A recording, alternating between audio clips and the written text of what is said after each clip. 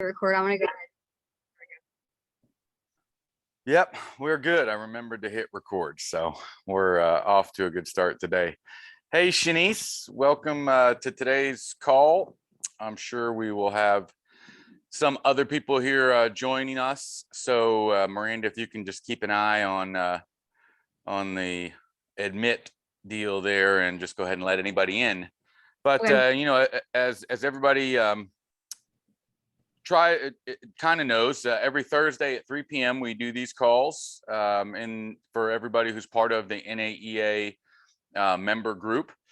So every Thursday at 3, these calls are available for you to join, to have anybody who's on your team join, essentially anybody that you would vouch for, you know, that you think is open-minded and has a growth mindset. We invite you to invite them to these calls. So it's a way for you to add additional value for your team, people that you might be trying to influence, you know, through your agent attraction efforts, whatever it might be.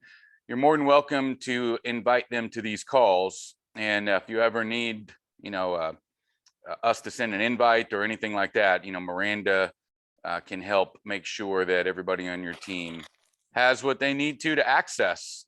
All right. And then just a reminder, you know, there's two ways that there's a lot of different ways, but two main areas that we can help when it comes to working with real estate agents to implement systems and processes to grow their business. And those two ways are either working with us one-on-one through our NAEA expert advisor coaching program, you know, or if you have a team, then we have something called Branded Agent University, which is a platform that can help you coach, train, and manage your team.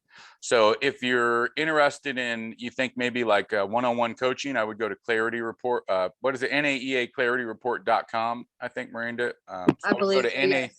I would go to NAEAClarityReport.com. At the very least, I would download the Clarity Report, whether you take the next step or not. Just downloading the Clarity Report and investing the time to go through that exercise is worth a lot.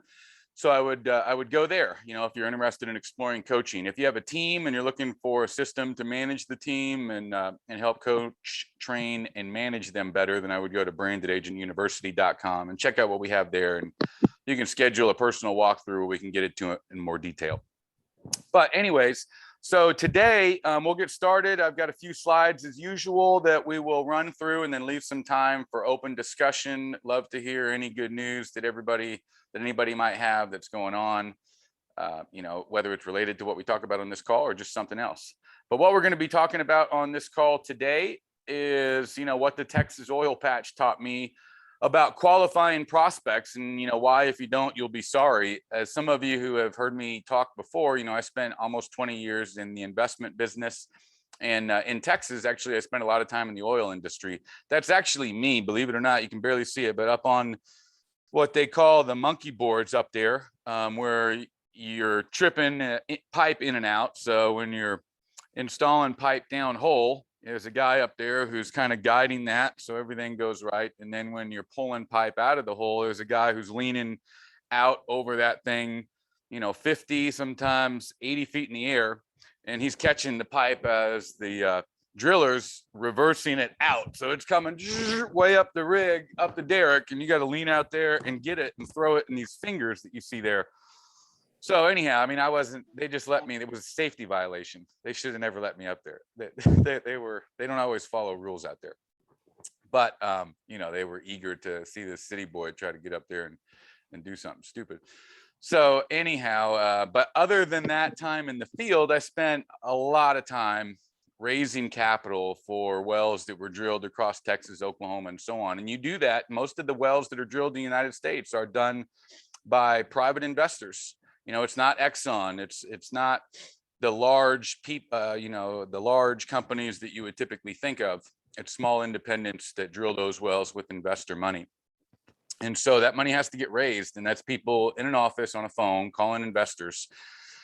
Now, the thing is that there's a lot of risk involved, right? If you're not qualifying prospects correctly, because you can get fined just like you can, you know, in real estate, if you violate any terms in regards to your license. The same thing as a financial a license holder. So, you could get fined, you could go to jail, the SEC could come show up at your office and take all the computers, and literally seen that happen. I know people that showed up to work and there were chains on the door, right? Overnight, everything blew up. So, and that happens sometimes because you've got some brand new person who's on the phone talking to Chip, and I'm telling Chip how great this investment is and the opportunity. And I don't ask Chip if he's an accredited investor. I forget to ask him what his net worth is. I don't ask him if he has the wherewithal to lose whatever he might be putting in. I don't ask him what other investments he has done. So why wouldn't he, if he had some money, be interested in a great opportunity, especially when you have some people who embellish maybe what the potential is. And so Chip ends up investing, the investment doesn't work out. So he hits up his state securities board, or he contacts FINRA or the Securities Exchange Commission. They find out that I sold somebody who wasn't a qualified investor, and the whole firm gets shut down and gets a cease and desist, right? And I can lose my license, I can be fined, I can go to jail, all because I didn't qualify correctly, right? And so now that's dramatic in the sense of probably what's going to happen to you as a real estate agent if you don't qualify somebody for an appointment or something. But the point is that, there's a lot to lose in some cases, more than even the sale that's at hand if you don't qualify, right? In some cases, you could be fined. You could lose your license. There could be some other consequences. So I learned really quickly how important it was to qualify, right? I remember, just to give you an example before getting into this any further, we had Eric Levine was a good friend of mine, and I brought into the business.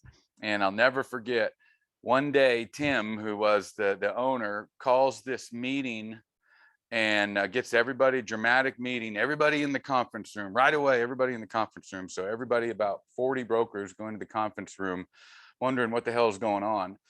And he just starts laying into Eric like you've never seen. I mean, if you guys have seen the movies and stuff, it's not this isn't show friends, this is show business, right? There's no mincing words in a lot of these offices and these conference rooms. It can get brutal. Definitely plenty of harassment cases could have been filed on any given day. But in this case, Eric was getting the brunt of it, and he was getting cussed out and everything else. Well, he had sent a prospectus to the lead investment fraud investigator for like the Texas State Securities Board. And it's not like we were doing anything wrong, but that is just completely ridiculous to send your prospectus to somebody in that position. And, regardless of what you're doing, they're going to find anything that they could use as some reason, to cause problems, all because he didn't ask the right questions. Right. And so that's why he was getting yelled at that day, going back to why it's so important to qualify. He didn't put two and two together. He didn't ask enough questions. We looked up the damn address it was being sent to. It was a, government office building. But anyhow, what we're going to talk about today is why qualifying prospects is so important. You probably have an idea based on what I already went over with you. What does it really mean to qualify a prospect? Because there is a big difference between what I would call a qualified prospect and a lead. Right. And then there's, in some cases, a big difference between a qualified prospect and what you currently have your database full with, the stuff that you're doing follow-up calls on every day. Is it really a qualified prospect? So we're going to talk about what it really means to qualify a prospect, what your real objective is. It may not be what you think, what your real objective is when you're talking to a potential prospect. What does qualifying sound like? And then the impact of better qualifying. And I've actually got some examples both from some qualifying questions that can be reframed, I think, for your experience, but some qualifying questions that I have from my time in the investment business. I got boxes and boxes full of old stuff, and I was able to pull something out. And then I've got, some of these sellers counseling interviews that we filled out when we had our Dallas brokerage, and Miranda, was an ISA for several years. I made ISA calls to expireds, for sale by owners, circle prospecting, marketing generated leads, all that, 8 hours a day. We did it, 500 calls a day. And we had a process, something called a seller's counseling interview. And that's what we used to qualify anybody prior to meeting face to face. So there was a system and there was a form. And when you got somebody to that stage of the conversation, you better believe you'd be grabbing this form and making sure that you had all these questions crossed off. I mean, this is an entire folder here, you know, of sellers counseling interviews that I filled out as we were on the phone setting an appointment, right? So we're going to share that with you too. If you don't have that, I think Miranda might have already shared it, but she will. She'll Yeah, I share the just did. sellers counseling interview. Great. And we'll walk through that real quickly.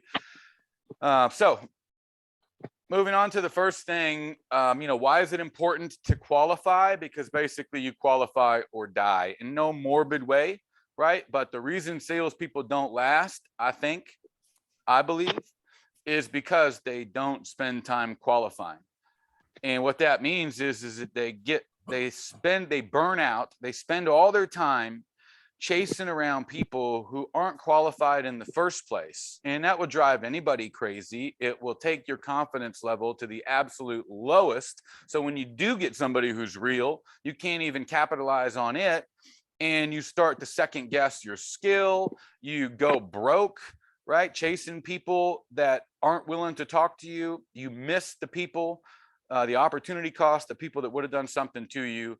And so I think that is why salespeople have such a hard time. And it's why 80% of those in real estate won't end up renewing their license in 2 years. You know, that's a stat taken from 2014, but my guess is that it's probably not changed so much. You know, put differently, only about 20% of new licensees will renew once that time period is up, right? So only 20% of agents will even make it likely, you know, beyond like a 5-year period for sure.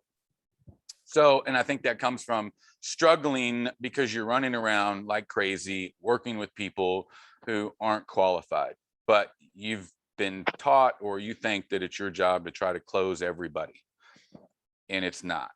So if you want to stay in the business and you want to increase your confidence and be happy and not feel like the pressured, the typical salesperson, right? Very few people, but listen, when you get in the investment business, everybody wants to be Gordon Gekko.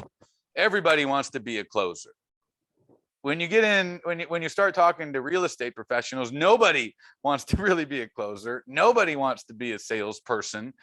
You know, so if you don't want to feel that way, then the best way to do that is talk to people who are willing to talk to you. Talk to qualified prospects. Then you're not beating people over the head. You're not having to pressure people or twist people's arms or convince people to do things. When you're having to go down that road, that's probably what triggers those feelings of being, you know, a stereotypical salesperson. So you can save yourself from all that and make it really enjoyable if you're willing to just walk away from people that aren't qualified instead of trying to make them something they're not, and focus on people that are qualified, right? And the other important factor about qualifying is that those of you that are spending money on marketing generated leads, only 25% of them are likely to be high quality enough at this point to move forward in the sales cycle. So that means that 75%, you know, probably aren't a good prospect for you. But if you're not qualifying them or you don't have a way to do that, then you're likely to be putting the wrong people right in your database for follow-up. So you've got to know that the reality is that most of these leads aren't going to be good. I need to have a system to qualify and determine which ones are. And those are the ones that I need to be tagging as a nurture, for instance. That's what we would call it. And those are the ones I'm going to be investing time in to follow up. The worst thing in the world, and Miranda can tell you this from experience, I can tell you it from experience, the worst thing in the world is coming in every day to have a whole bunch of follow-up calls on your calendar for people that you should have never even set a follow-up for in the first place. And so those, you know, new prospecting calls I was going to make didn't get done because I was following up with all these people that were never qualified in the first place, but for whatever reason, I wanted to feel good about my work that day and like I had accomplished something. So, you know, I put them down like they were a great opportunity, even though they weren't. So if we know that the majority of them aren't going to be, then we can be aware to look for ways to qualify them. Because what we really want, I think, in order to increase your happiness metric, for sure, what you really want is to have quality over quantity. And a database of unqualified leads does not equal a solid pipeline. And I think that is a common misinterpretation. Like, look, I got all this, man, I'm gonna close some deals. Look at all these deals I'm working. I got a whole bunch of paper right here I'm working. I'm good. I don't have to make any new cold calls. I got a full pipeline right here. Look at all this paper. Now, the reality is this guy hadn't answered in 3 weeks. This guy pretty much told me to screw off. This person hasn't returned my call since we met. This person I've called 15 times, hasn't responded. So what do I really have here? I have something that's going to keep me from doing what I need to do, which is make new calls. And then I'm going to end up going broke at the end of the month or at the end of the quarter or at the end of the year going, what the hell happened? I had all that paper, right? So just because I have a big old stack of paper here doesn't mean that I've got any deals unless I have a process to qualify them. If I had a process to qualify them, then I could have confidence that everything in that stack was in my stack based on a certain set of criteria. But if we don't, and this piece of paper, I realize nobody's working like this anymore. But inside of your KV core or your follow-up boss or your YLOPO or whatever it is, you got a stack that you have marked as follow-up, you have marked as hot prospect, you've marked it as something. And you might feel like that's going to set you up for a good last quarter of the year. But if those people aren't qualified, you could be setting yourself up for disappointment. So we just want to make sure that we focus on quality. And so what is lead qualifying then, if we're going to be looking to determine the quality? I mean, by definition, it's a process that refers to determining which potential customers are most likely to make an actual purchase, right? So who in all of those people that I'm talking to has a really high likelihood of saying yes to my offer? And if you know that's the goal, you could reverse engineer that, right? I mean, we have questions already determined, but let's just say that we were creating it. Okay, so if I'm trying to determine which potential customers are most likely to be, open to my offer, well, what position would they have to be in to be open to my offer? Well, they'd really want to have to sell their home. Okay, well, what would cause somebody to really have to sell their home? Life events, right?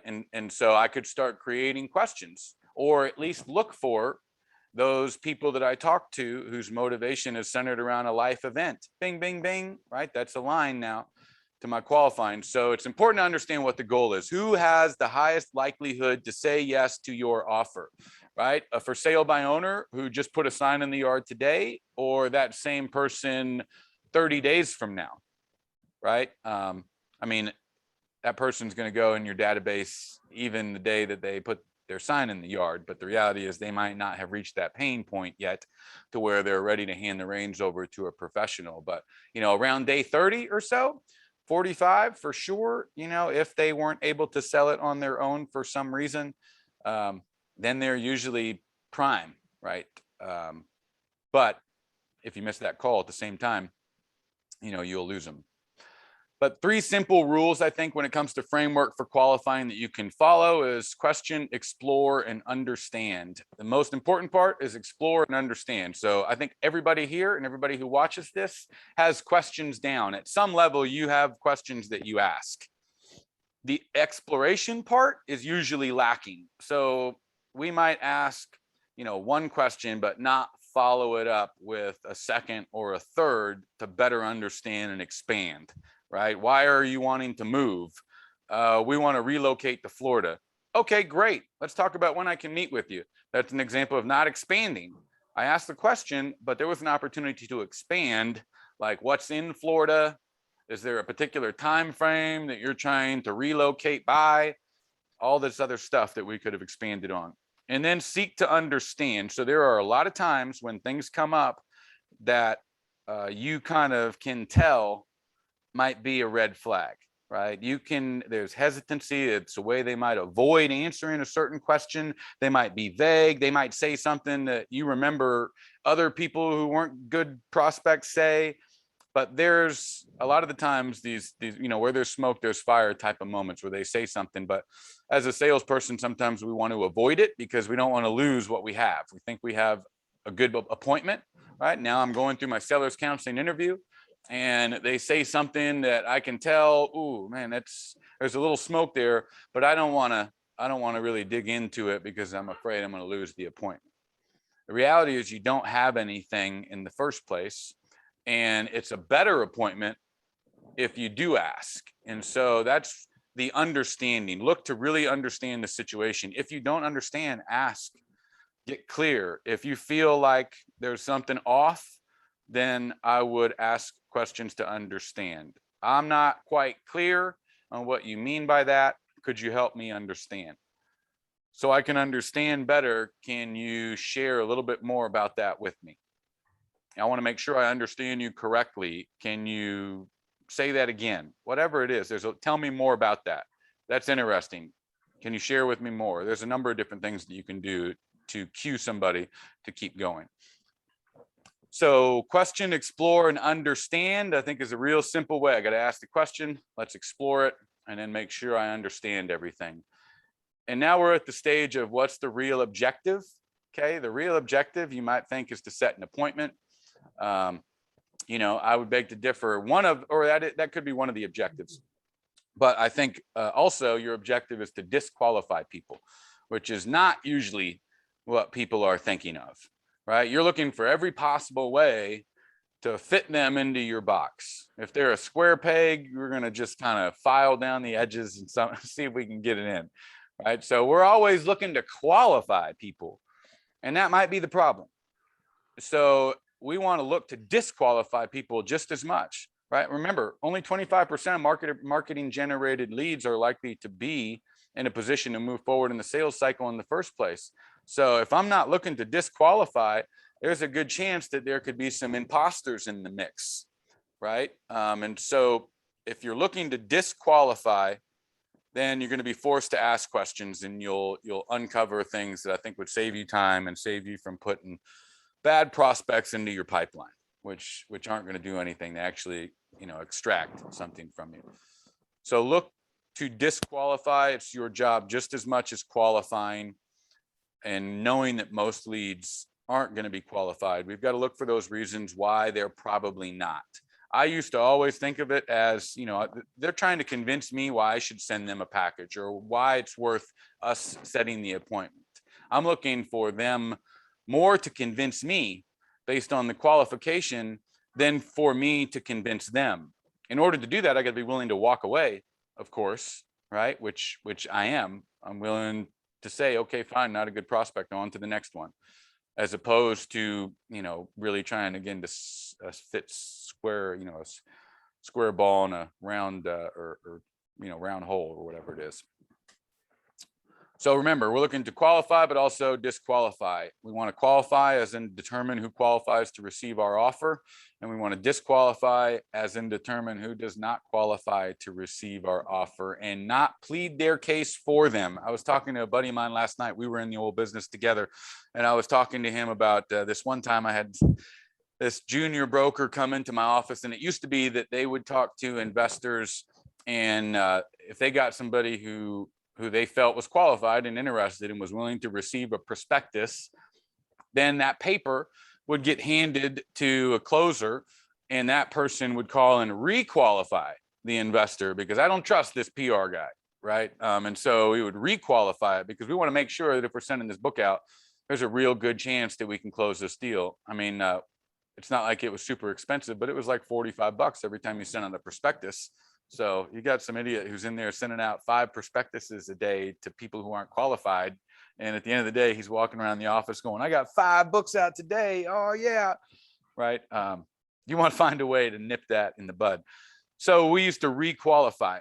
But this guy comes walking into my office saying, oh man, I got this guy. This guy's a whale. This is perfect. And first of all, that's when I usually would say, dude, don't need the story. Just give me the paper and the name and number. I don't need to know anything else, because I know that you'll start filling my head with shit and I'll start creating a false narrative, or there's a chance to. So I don't care. Let me just verify it all for myself. And he said, this guy lives in a $50 million house. He did all the, had all the story, which red flag, red flag, red flag, and never once talked to any investor who was bragging about how much they had and talked like he was saying this guy talked. Now to him, that all meant good stuff, right? The guy was great, sounded great. To me, that was all red flag and caused me to not believe he was a good prospect. So the other thing that we would do is we would Google Earth their address and see. So the guy's living in a $50 million house. Okay, cool. Let's go to Google Earth and let's type it in and check it out. And it was a trailer in a trailer park, and it wasn't a nice one, right? I don't even think it was a single wide, if there's something smaller than that, but it wasn't a good one.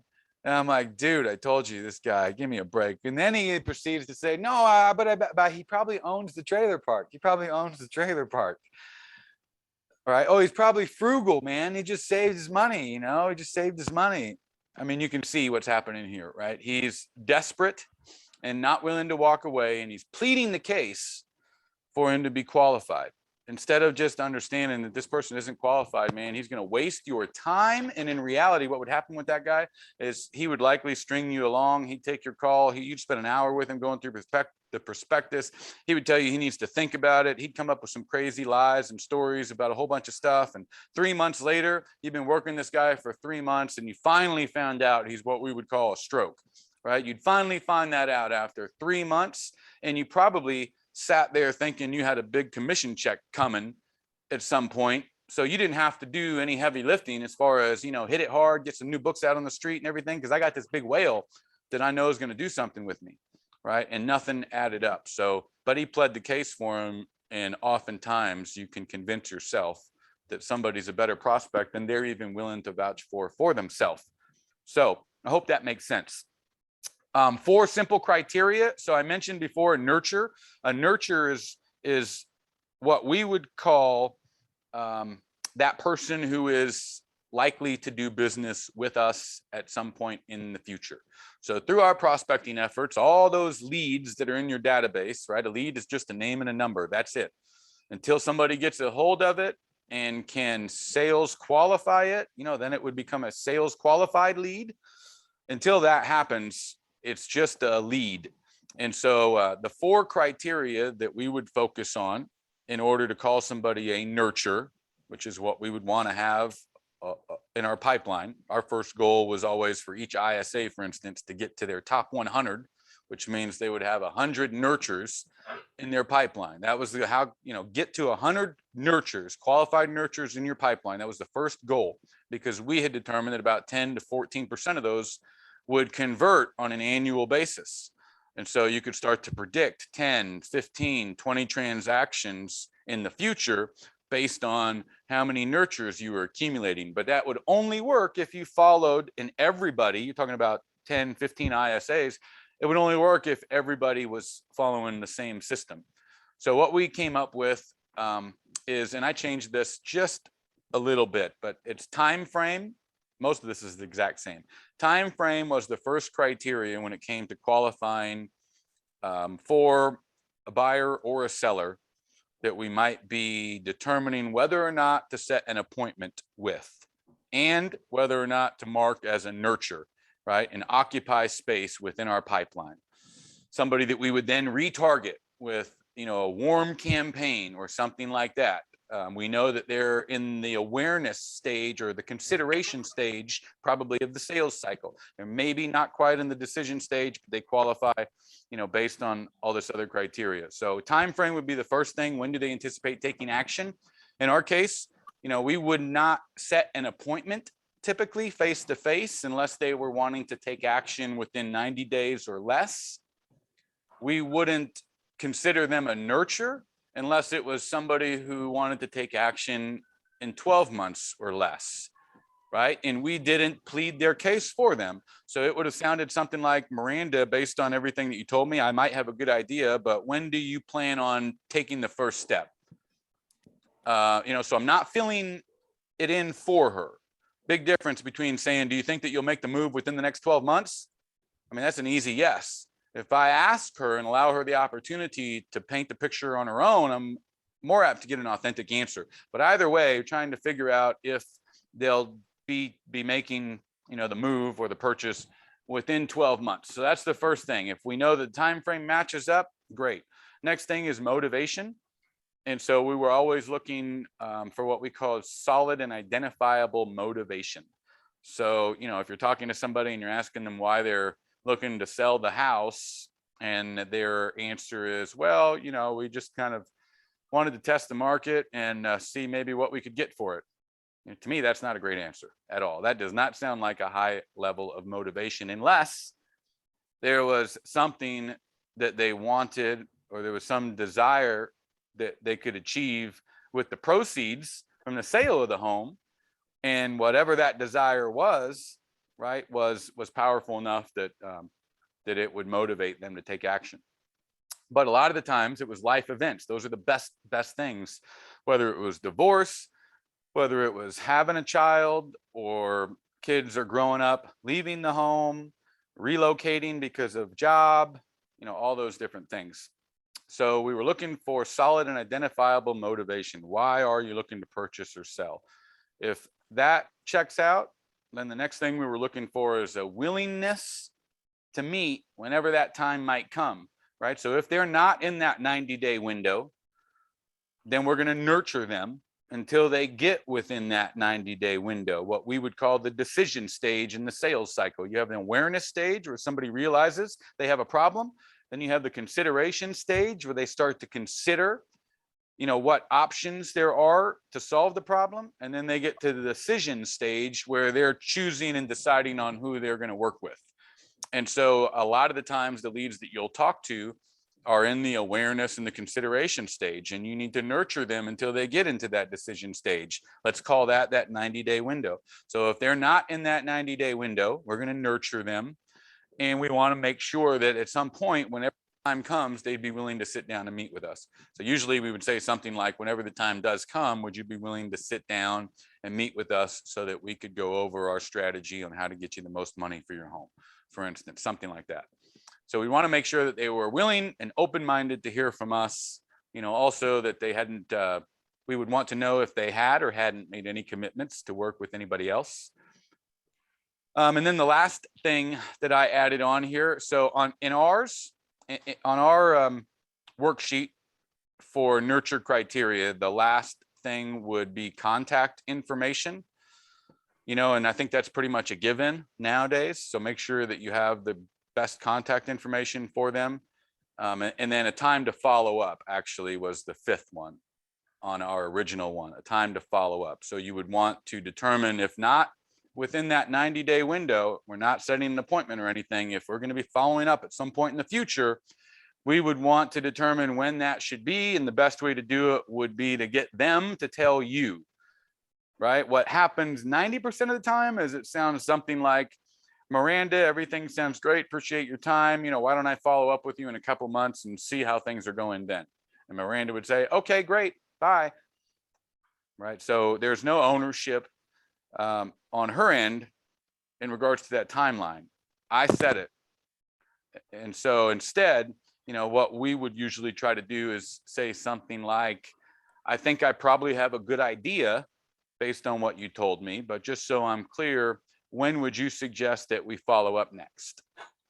And get them to tell you, including if they tell you never, right? No bother, which is fine. I want them to let me know if that's the case, right? I'm willing to walk away. Thank you for not wasting my time, is how I would be looking at that. So, but you can see the one I added here, time frame, motivation, willingness, and capability is the one I added here. Just going back to experience from the investment business, as well as experience in setting appointments. We need to make sure that they're capable of taking action, and that they're the sole decision maker, or if there is any other decision maker, that they're going to be there too, right? So we need to make sure that they have the capability to take action. I was on a call with Andy, who's somebody that I'm on a call with weekly. He's in New Jersey, and he had a prime example of a situation where he was calling an expired and got this gentleman on the phone. The conversation went, well into it, all the way to an appointment being set. And then after the fact, Andy found out that this was actually the father, and the son actually owned the home, the dad was just living in it. And so, you know, the decision maker who would actually have to be the person to sign paperwork and everything wasn't even there at the appointment. So we want to make sure that the person that we're talking to has the ability to take action. Like in our case, back in the day, a lot of times that was, can they write the money? Do they have the money? They have the money, right? Like one thing you can't solve, there's no rebuttal for broke, right? If you don't have the money, you ain't got the money. So that would be somebody who doesn't have the capability to take the action. If they weren't qualified as far as an accredited investor, they wouldn't be capable to take the action. If they're not on the deed, they might not be capable, of taking action. If there's other people that are involved in the decision process, then they're not the sole person who's involved probably in taking action. And you just want to know all of that. And you always want to make sure that all decision makers are there if and when it's ever possible. So if I had to delay a meeting by a day or two, just because that would allow time for everybody to be there, for sure, I would absolutely do that. Okay, qualifying sounds, what does qualifying sound like? It really sounds like a question, right? Simple as that. So what you should find yourself doing is asking a lot of questions. If you're ever on a call and you say, damn, I've been asking a lot of questions, I would pat yourself on the back, right? They're usually going to end up doing 80% of the talking and you doing 20. If that's the case, that's the right formula. And your job is to find out as much information as you can to determine whether or not they're likely to be in a position to say yes to your offer. The only way I can figure out whether you're a 1 or a 10 on that likelihood scale is to ask questions. So that becomes super, super important. If you look at the seller's counseling interview that Miranda shared with you, it's all questions, right? It's all questions. And if you use the method of question, explore, and understand, then they'll become a conversation. It won't just be a list of questions. If you follow question, explore, and understand, it becomes a conversation. And you'll find out a lot more than just what you ask, right? If you allow people time, they'll usually expand on what they say if you allow them time. And so you'll find out a lot more information even than what you ask if you give them time to do so. And then I always try to usually give like a book recommendation or something like that I think is helpful. One of my favorites, we read it as a team. Miranda liked it as well, but it's the book Exactly What to Say by Phil M. Jones. I think for a salesperson, it's fantastic. It literally gives you exact verbiage on stuff you can say in any industry that works in today's world, that's that's considerate. It's not any, old school high pressure stuff. It's really client focused and asking great questions. A lot of what he gives you is a lot of great questions, but I'm talking exact scripting that you can take. So if you do all this, these are the advantages of why it's worth spending the time to ask questions, to walk away from people. It is difficult when you get into a conversation and you think that you have a good prospect and you stick to your principles about qualifying, and that leads you to believe that it's not a good prospect and you have to move on. And there's that little voice in your head going, man, what am I leaving on the table there? Man, I might have had something there. Oh man, you start second guessing yourself. I mean, that can happen, right? That's a collective thought, which means that I think everybody has that thought at some point or another. So it's not anything inappropriate. You just need to move past it. What you can look forward to is more sales. If you start qualifying people, you'll end up meeting with people that are more sales ready. So instead of just meeting everyone that wants to meet and me having a 10% closing ratio because 9 of the 10 I met with, because I'm just running out the door meeting people with no qualifying process, I'm going to meet with a lot of people. I can meet with a lot of people. Meeting with a lot of people isn't the goal. That requires a lot of time, which is really valuable for everybody. So meeting with highly qualified people that are likely to do business with me at that moment, that is good use of my time. And if you do that, you'll get more sales, and that 10% closing ratio will go up to 50%, because you're only meeting now, instead of meeting with 10, you're only meeting with 4. Because you qualified the rest out. 3 of them you determined weren't good prospects, and maybe the other several you determined needed more time. So you're going to not forget about them. You're going to nurture the heck out of them and understand that there's a threat that you could miss a follow-up or something and lose those opportunities. So you're going to make sure you nurture it. But that's how things could wash out. So you'll get more sales. I think the most important thing is it'll increase your confidence. When you have more confidence, you attract better clients, you attract more business. You know, it just works that way. What breaks confidence more than anything is working with bad prospects, right? You start second guessing your skills, you know, that they hang up on you, which, you know, whether we try to let it roll off your back or not, you know, in some way or another, I think it impacts the next call for most people. It could keep you from making the next call, you know, or kick you off of the phone for 45 minutes till you can get back in the right mindset or whatever. All that because you're trying to work with the wrong people. You're not willing to walk away. So increasing confidence is probably the best result from qualifying, and you'll end up working with people who want to talk to you. That's all I want. Like, just give me somebody who's willing to pick up the phone and say yes or say no based on the merits. That's all I want. Yes, no, I don't care. Just give me a bunch of people that are serious, right? They're motivated. They're willing to make a move. If they don't want to do it with me, cool. But just let me, you know, if I can have that conversation, if somebody picks up the phone when they're supposed to, or shows up when they're supposed to, they're qualified and they didn't lie, you know, if I can do that 10 times a day, you know, we're all millionaires.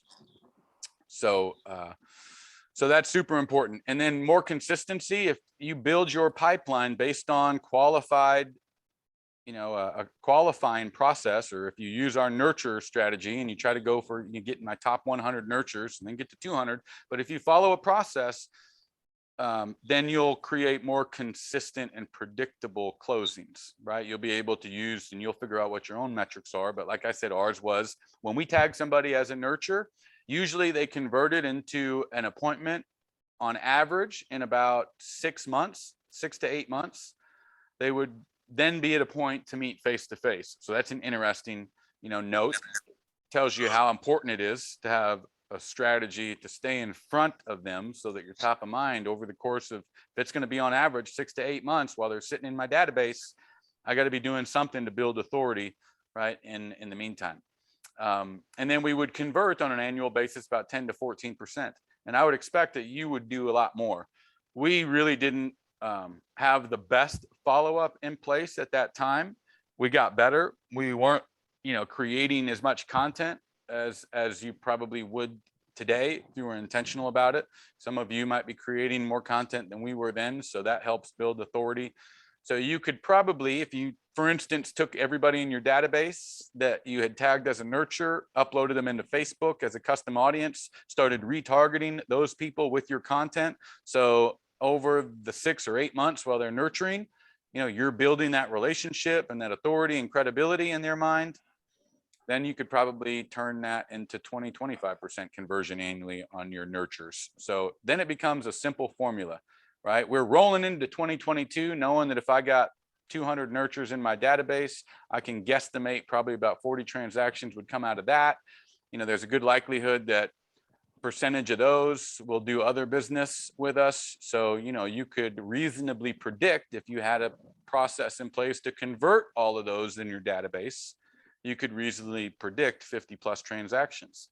Now that means somebody'd have to, you know, be making the calls and following up, and that nurture strategy would have to be in place, and we'd have to be able to perform face to face on appointments and all that other stuff. So it's not going to happen by itself just because we have the nurtures. But it's a simple formula that as long as you follow it, you really would have a hard time avoiding the outcome, right? So, you know, those are a few of the things that I learned. Now, I want to just give you an example, whether it's helpful or not, I don't know. But here's some examples of stuff that we would ask, like back in the day, for investors. And I always look on how we can reframe, you know, some of this stuff for people that we talk to. But things like, you know, what they do for a living, you know, where's the money going to come from when it comes to investments? Where's the money going to come from? So, you know, when we're talking about people who are selling their home, one of the things that's on the seller's counseling interview is the home paid off, or is there still a balance on the mortgage?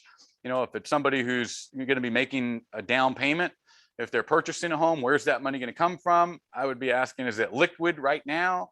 Or are you going to have to, you know, sell stock or something? Is there financing that you're using for the down payment? All those kind of things. You know, here's some prospect red flags. So I wrote down all the red flags. Financial advisor, CPA, attorney, red flag. Oh, that was a red flag. In your case, real estate agent, right? Would be red flag probably. You know, this tells you how dated it was. I have wife on here. I probably shouldn't even say that, but I have wife on here as a red flag. That was, you know, they're usually smarter than the guy. So they're usually smart enough to say, don't dare write the check for that. Never done it before. So that, you know, that was a red flag. Call me anytime. You can reach me anytime. I hate that one. Call me anytime. When should I follow up with you? Anytime. Just call me whenever. That's never good. The yes man. So no questions. They're not engaged at all. They're just like, yes, yes, yes. They don't ask you anything. They don't show any concern. You know, one of the questions on the seller's counseling interview at the end is if everything makes sense and is acceptable with what we talk about when we meet with you on Thursday, would you be willing to list your home with us? I don't expect somebody to go, absolutely. That would be a red flag to me, right? I expect there to be probably some questions. I would expect to hear a little bit of concern in their voice, something like, I don't know. We just probably have to think about it. So overqualified and boastful, I have that on here. I mean, those are things that those are the same as the people that you're talking to today. Rushing off the phone. So, you know, that gives you an idea on some stuff to watch out for. Those are people that I don't want to talk to, right? Now, when you need a paycheck and, you know, in the investment business, it was straight up commission. So if you wanted to get paid on Friday, you needed to sell something. You better figure out something creative. And real estate ain't that much different. So, you know, it becomes super important to make sure that you're qualifying. Anyhow, did you share that stuff with everybody? Oh, you did find the buyer questionnaire too, huh, Miranda? I believe so, yes. I sent the buyer internet script and then along with the seller counseling interview as well. So you guys should have access to that. I'll put my email inside the comments. So if you guys have any questions, y'all can reach out to me and I'll be more than happy to assist you. Yeah, I guess we're done. Oh, awesome. I thought you said, can you go to one of your friends? No. So let's just open it up for a little good news or any comment. Okay. So I'm saying, can I go with them? Oh, Jeff, you're muted. Can we drop that? What mall is that? There we go. I said, let's just get some positive focus or feedback questions just to open it up for discussion. What's up, Alan? I see you're unmuted, so I'll just pick on you, man. How are you today? Not too bad. We're going to be hopping on the phone here in just a minute, huh? Yeah. What do you got? What do you got that's good news or to share? I had a question for you on the amount of calls people have to make to get about 200 nurtures in the pipeline. Yeah.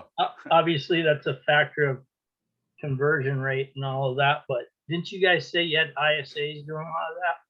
Yeah. I mean, I would say, look, if I was going to reverse engineer it, we would make, based on my most recent recollection, we would get a nurture for about every, let's just say conservatively, every 20 contacts. That means the person that matches the address on the lead. And those of you that make calls know what I mean, because the contact can also be that person who, I don't know that property. I ain't lived there in 10 years. Or that's not what I'm counting, right, as a contact. So for every 20 contacts, we would get a nurture. So then how many dials would I have to make to get 20 contacts? You know, I just read a statistic the other day. Globally, in any kind of calling business, whether it's in real estate or anything, the average contact rate is like 6.8%. So if I made 200 calls, what am I at? 12, 300 calls, you know, so you're at about 300 calls. Can I throw something out there? Say. Yeah, go ahead. I used to tally mark whenever I was in ISA. When I first started off with Kinder Use and NAEA, I would tally mark every no answer. And by between 10 to 15 of no answers, I would have a contact. So you guys could like kind of tally mark it that way and like, you know, kind of, you know, see as far as like how many times it takes you to tally mark something in order to get a contact with the person, with the lead. Yep, that's good info. So, you know, 300 dials would be 20.4 contacts at 6.8%. And so that would probably give you a nurture right there. So, you know, if you did 300 dials a day, five days a week, you know, it's 1,500. I don't know. I think my math said it was 60,000 dials, but that kind of, I didn't want to share that with anybody because that would scare everybody off. But I think that it was. I might have did the math wrong, but that gives you an idea, Alan. I mean, it's easily, listen, our goal was to get, Miranda, you can help me if I'm wrong, but our goal was to get 3 nurtures a day and 1 appointment a day. And we were making 500 dials a day to make that happen. 3 nurtures a day, 1 appointment a day. We were making 500 dials to make that happen. I know some people that you just have to stretch that out over the course of a week. They make 100 dials a day and they get 500 dials a week, and they can get an appointment a week in their nurtures, in some cases more. You know, not everybody obviously has 8 hours a day to sit there and just dial. So, but you know, that's the math. I think it's totally doable to get a nurture a day. Absolutely, no doubt about it. Totally easy to get a nurture a day.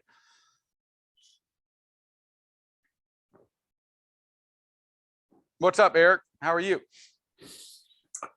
Hey, all is good, Jeff, man. Another awesome session today. So going back to the qualifying process, right? Because that is really key. You know, I try to, I'm optimist. I try to find, you know, the sunshine in the rainbow kind of a thing.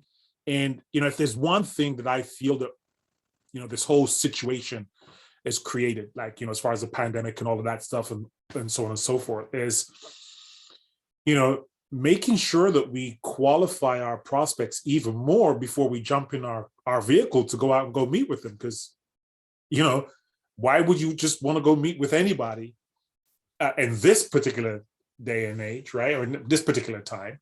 And so I believe that that has kind of forced us, or maybe forced a lot of people in their appointment setting, to make sure that that appointment, that they're really qualifying that prospect even more so than they probably would before, because now you don't want to waste your time running out there to go meet Tom, Dick, Harry, Mary, Jude, Jane, Sue, or whatever the case might be. So qualifying is really extremely essential, and now more so than ever, I believe. Yeah, that's a real good point.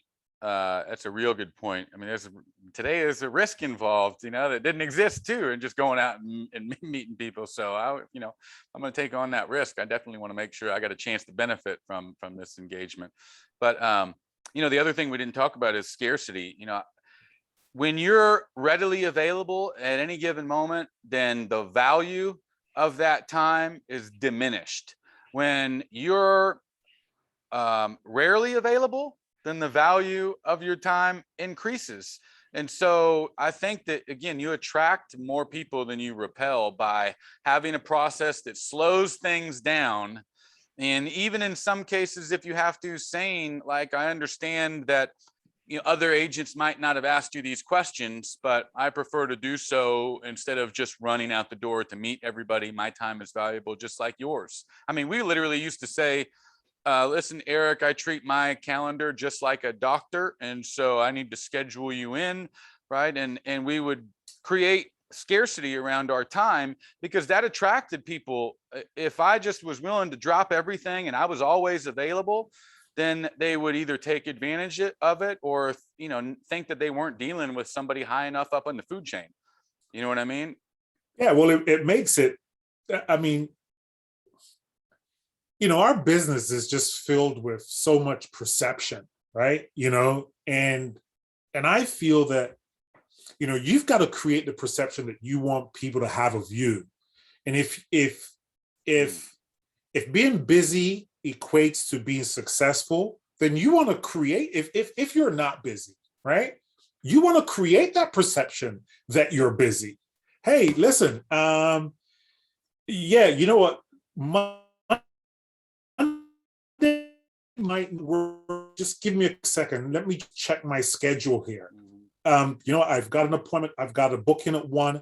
I've got another one at 5. I can do 3:30 if that works for you. I can slot you in between my 2 appointments that I got for the day. I mean, you might not have an appointment that day. You might not have. I'm not saying that you should be, misrepresenting or being dishonest or anything else like that. I'm just saying that perception is such a big thing in our industry that we have to create the perception that we want people to have of us in order to get the results that we're looking for.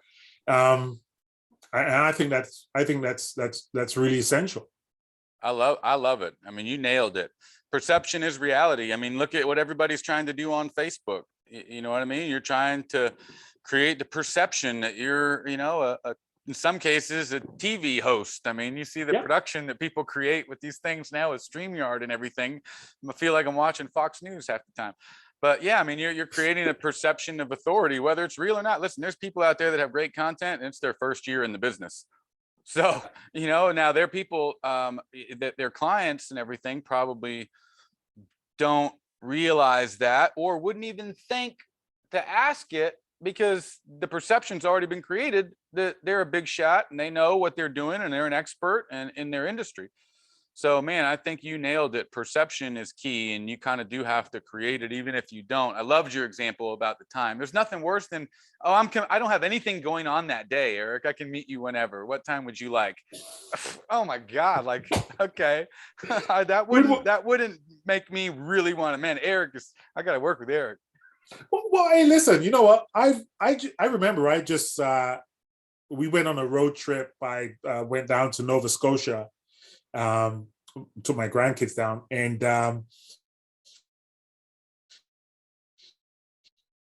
we were looking for a restaurant. We were looking for a restaurant to go eat, and so we didn't know where we were going. We just Googled a couple of places. We drove out there. I'm not really kind of sure about this place. Went in there. There was no one in the restaurant. What was my perception? It was a bad restaurant. Food can't be that good. There's no one in here. All right. We took off and we left. We left and we went somewhere else. We went to another restaurant where we felt like, there's some stuff happening here. There's some people sitting down waiting. There's a couple people in the line. Yeah, I think we'll eat here.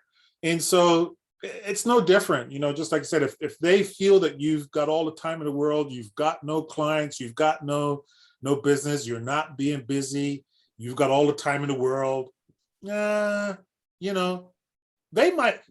I've heard agents say, hey, listen, I've got clients who are waiting for me to get back. Mm-hmm.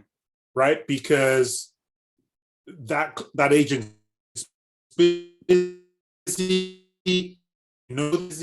They know the agent, there's a great demand for that agent. And so they would much rather wait to work with that agent than go work with somebody who seems as though they've got all the time in the world, right? Just before I go, I want to thank Marcia and Bruce for being on the call today. Thanks very much for hopping online. There's a couple of my partners in crime, so to speak. Oh, that's great.